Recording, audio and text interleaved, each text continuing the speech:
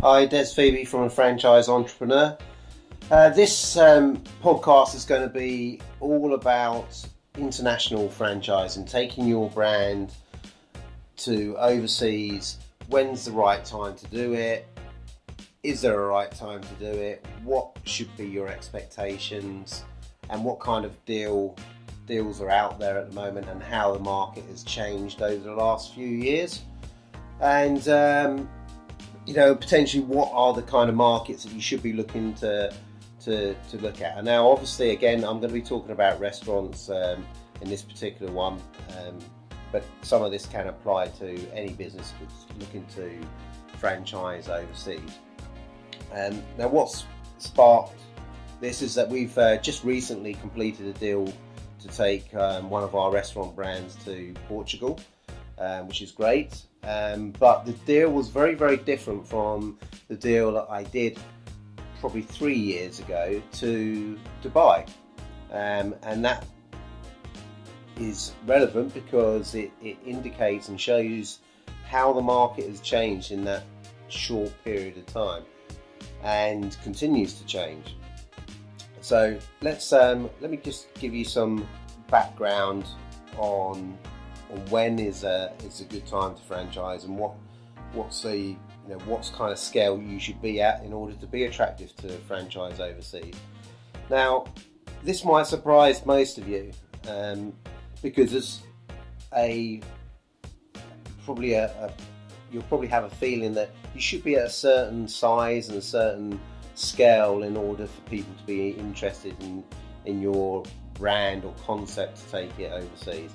And in fact, that's just not the case these days. A number of years ago, yes, absolutely. You wouldn't have probably got a look in.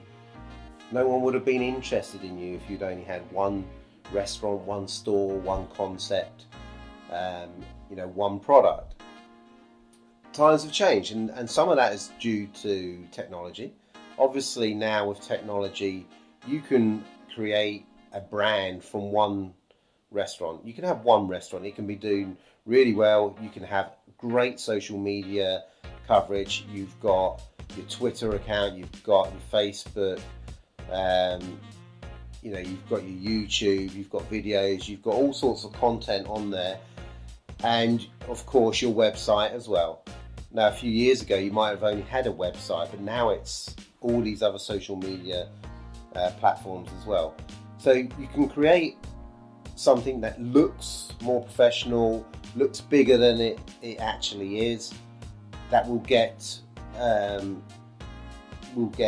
coverage, will be noticed a lot further afield than maybe a few years ago. So you're more likely to come into contact with the people who are interested in buying opportunities and buying brands to take overseas. So you're more visible now. The visibility is a lot more present, and you've got to remember that. So do not ignore your social media platforms when you are considering franchising. You're not just thinking about the UK market. And LinkedIn comes into this very much as well. I get a lot of my inquiries through LinkedIn, because you have to remember the types of people that are on LinkedIn are the types of people who are likely to be the decision makers in buying brands and concepts to take overseas.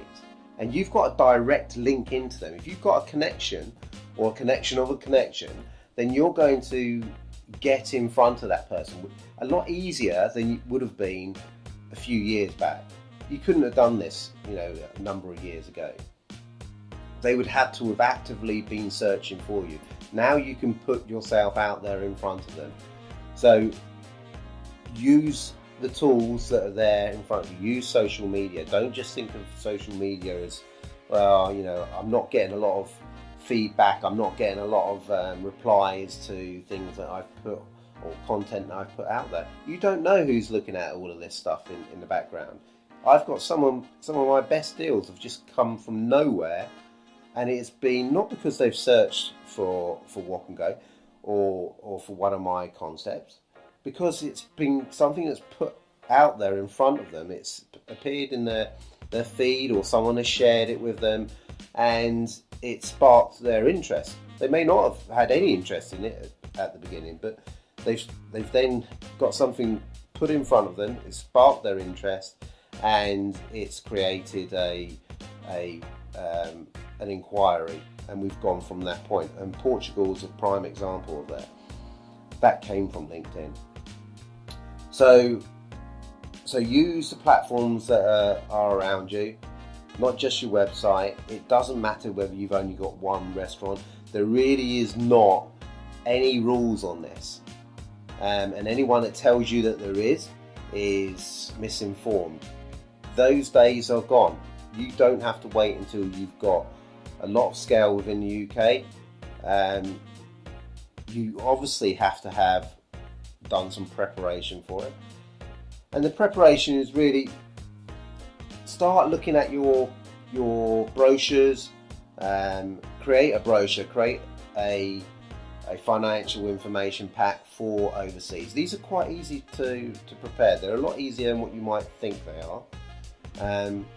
But I won't go into all the details on those things, but these are the sort of things you need. You need a brochure. You need it to be in an electrical format that you can put out there. You need to have something maybe that's attached to your website that people can download. You don't need to use agencies in the UK, certainly.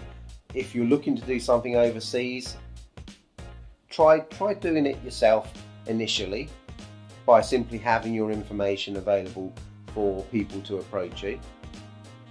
And then if someone does approach you, then go to a commercial solicitor that specialises in overseas franchising or overseas contracts. It doesn't necessarily have to be in franchising. You can look to go and join a consultancy firm that specialises in overseas. Very hit and miss, exactly the same as the UK. There's a lot of amateur wannabe consultants out there. There are some good ones, but they are far and few between. And what you need to do is look at someone who's got a good track record, is prepared to have their fees paid on a win basis. So if they introduce something and it ends up with a deal struck, then effectively your franchisor will be paying their fees. Do not pay any retainers, do not pay up front. So yeah, let's get back to the Portuguese deal and differences between now and a couple of years ago. 3 years ago in fact, we did a deal for a development franchise for Dubai, and as what was fairly normal at the time was a franchisor or someone that was interested would pay upfront fees for the benefit of taking your brand overseas. So they paid an upfront fee, not just the license fee. They actually paid upfront for, say, for our particular deal, it was for 15 stores in Dubai. They paid us about £120,000 upfront to have the rights for the whole of the country, the whole of that particular region, it's the UAE, in order to develop our brand. What's changed, and what's the biggest change that's happened over the years, and the biggest difference is that people are unwilling to make those upfront payments now. They'll pay a small amount, like a license fee, which enables them to have the license and enables you to carry out your training. But what they won't pay for is big upfront fees, and there's a couple of reasons why. Now, some of it's very publicised within the UK now, that the market has moved, that the high street is more difficult. That's not unique to the UK. We're not in isolation. Dubai is a very tough market. The Middle East is a very tough market. Europe is difficult as well. You know, it's high streets throughout the world that are having difficult times. Shopping malls are having difficult times. High rents, etc., etc. There's big risks involved, and people are not prepared, and companies are not prepared now to pay large amounts of money up front, take the risk, and then pay a lot of capex to develop your brand. There is still an appetite for UK brands, absolutely, but you have to manage your expectations now and be very clear in your mind what it is that you're trying to achieve. Now, if all you're trying to achieve is money in your pocket and an upfront fee and earn money from it, well, then you might be bitterly disappointed, because I think unless you're extremely lucky, those days are gone, or there's very few people prepared to do that now. If, however, your strategy is I want my brand out there, I want someone to develop it, it will be a fairly passive income for me once I've done the initial training and helped them set up, because that's how it works. If you want to know a lot more about international franchising and the differences between master franchising, development franchising, joint ventures, partnerships, etc., then you please message me separately. But there are a lot of alternatives to overseas franchising, and there's a lot of options. Now, like I said, if your strategy is to grow and receive a passive income coming in each year, then do the deals. Make sure that whoever it is that you're doing the deal with is someone who has got the experience and is already and has the resources to develop it. There's no point in selling cheap and then you're selling to someone that doesn't have the resources to develop it. If the whole point of them not paying you the large upfront fee is because they want to keep their capital dry, if you like, their resources, and they're going to push all of that money into developing your brand, you need to know how much it is that they're going to push into developing it. Now, part of your franchise agreement will indicate how many stores they have to open over a particular period of time. So you will get a feel for how much money they're going to be investing in your brand, and also the drip down revenue you can receive over the next 10-15 years of that agreement. So you can plan accordingly. You can see how your brand is going to grow. Now, me personally, I now have changed my attitude a little bit. I know the market has changed. Yes, it would be great for upfront fees, but that's not essential now. I'm looking for the right partner in order to develop it and the right deal. So, for instance, Portugal has 20 stores over 10 years. Now, I know exactly how much revenue that's going to generate for me, how much drip down revenue it's going to be, and I know how many stores it's going to create in Europe, which will in turn, if it does well, will attract other franchises in.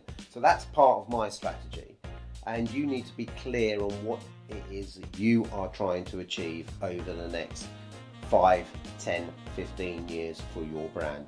So you do need to take a longer view. Overseas franchising is not as difficult as people would make out. If you've got your franchise agreement set up for the UK and you've got your operations manual and all the things that you would do in order to franchise in the UK, it's transferable into the international franchising. Obviously, there are laws that are different in different countries, but you'll be surprised that probably 90% of your actual agreement that is in the UK will cover pretty much most of the things that you want in that franchise agreement for overseas. So yes, it is less complicated than you may first feel.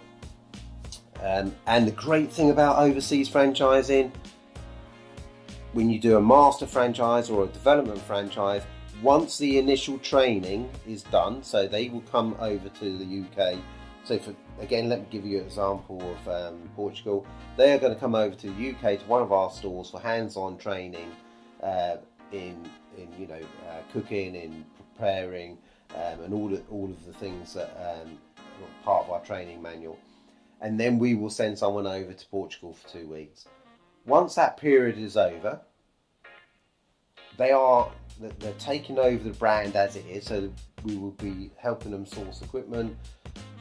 Because they are a established operator anyway, they have their own contacts in the supply chain. Apart from sending over our own sources, pretty much everything else is going to be done over there. once that initial training is out of the way, we are very, very hands off at that point. And apart from 2 scheduled visits a year that we will be doing over to them, and obviously, we will be at arm's length contact in terms of operational processes and support, but they will be pretty much left then to get on with it. If they stick to that development franchise, it becomes a passive income for us. It's a drip down revenue that is extremely attractive. Let's just take for an example, these aren't the actual figures, but just to say we earn £10,000 for every store annually that they operate. At the end of 10 years, and they stick to the development franchise, that's £200,000 a year to us, with no real cost to us, because we only have to go over a couple of times a year, send someone over to oversee what they're doing, and they pay for those trips, by the way. So that's great. You don't need too many of these kind of deals in order for it to be extremely attractive. So overseas franchising, in summary, you don't need a consultant initially to attract overseas franchises. Make the most of social media and the technology that's available to attract overseas franchises. Connect, use LinkedIn, use the other social platforms to connect with the people in your industry that may be of interest to your business. If that fails, then start to look at a consultant, but do not pay upfront fees. Make sure that they have contacts within the region that you are particularly interested in, and make sure that they're very hands-on over it and they've got some provable results that they've achieved in the past. You don't need to have scale in the UK before you look to franchise.